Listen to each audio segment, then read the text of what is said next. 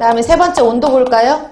온도 같은 경우에는 가장 최적 온도는 50에서 70도씨라고 봐요. 이게 최적 온도가 뭐냐 하면 시작할 때는 중온으로 시작이 되는데 분해 속도가 가장 빠를 때 말하는 거예요. 유기물 분해율이 가장 빠를 때, 유기물 분해율이 가장 높을 때에 그 온도는 약 50에서 70도씨예요. 그래서 70도씨까지 온도를 상승시키는데 굳이 내가 기생충 알이나 잡초 종자를 죽이기 위해서 온도를 올릴 만한 그런 가온 장치를 필요로 해야 하나요? 안 하죠. 왜냐하면 호기성 퇴비화 자체가 무슨 반응이니까 발열 반응이기 때문에 굳이 별도의 가온 장치가 필요 없이 자체적인 열을 가지고 온도가 상승이 돼요. 이해 가시나요? 그래서 50에서 70도씨 정도가 적당하고요. 근데 완료되면은 완료된 퇴비 같은 경우에는 완료 퇴비는 온도가 다시 중온 상태로 넘어간다 그랬잖아요. 그쵸? 우리가 중온 같은 경우에는 한 20도에서 40도 넘어가지 않게끔만 하는 걸 중온이라고 하기 때문에 완료된 퇴비는 40도씨 이하로 온도가 낮아져요.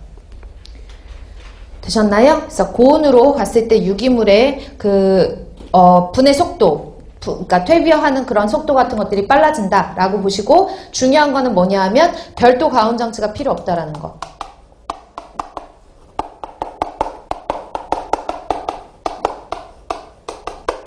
불필요하다는 거 보시면 돼요. 그 다음에 폭기.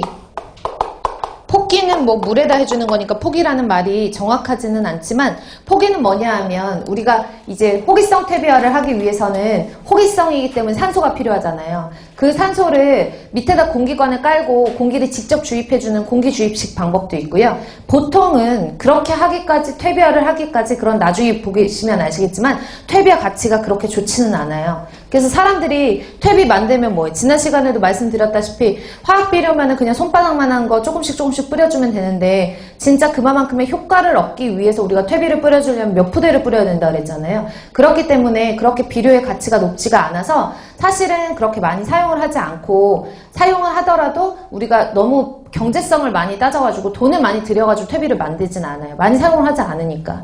그래서 일반적으로는 공기를 통계하기 위해서는 실질적으로 공기를 주입하는 방식보다는 뒤집기 방식을 많이 쓰거든요. 그러니까 뒤집어주는 거예요. 퇴비를 쌓아놓고 거기 있는 폐기물 같은 것들을 점점 계속 뒤집어주면서 뒤집어주면 온도도 어느 정도 저하 효과가 있고 그리고 그 사이사이로 공기가 들어가는 그런 뒤집기 방식을 쓰거든요.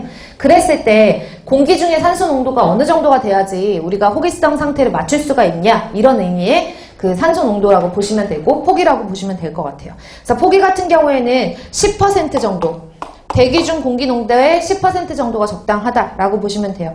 너무 산소가 부족하면 공기가 부족하면은 무슨 상태가 돼요? 현기성 상태가 되는 거고 만약에 산소가 너무 과잉이거나 공기가 과잉이에요. 그러면 내가 만약에 어느 정도 적당하게 이렇게 섞어줘야 되는데 공기가 너무 과잉으로 들어갔다 그러면 얘가 식어요. 그쵸? 50도에서 70도씨에서 유기물 분해 속도가 빠르다 그랬는데 너무 자주 뒤집으면은 그 사이사이 공기가 외부 공기가 들어가는 거기 때문에 식어버린단 말이에요. 그러니까 온도가 저하돼요.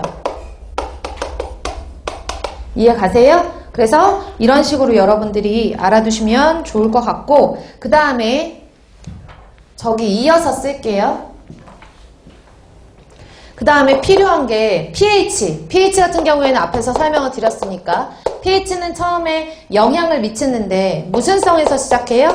중성에서 시작하고 중간에 유기산이나 지방산 때문에 산성으로 됐다가 암모니아 가스에 의해서 알칼리성으로 잠깐 변화를 했다가 최종적으로 중성으로 변한다라고 하는 것들 알려드렸으니까 pH 기억하시고 그 다음에 CMB는 아까 20에서 30에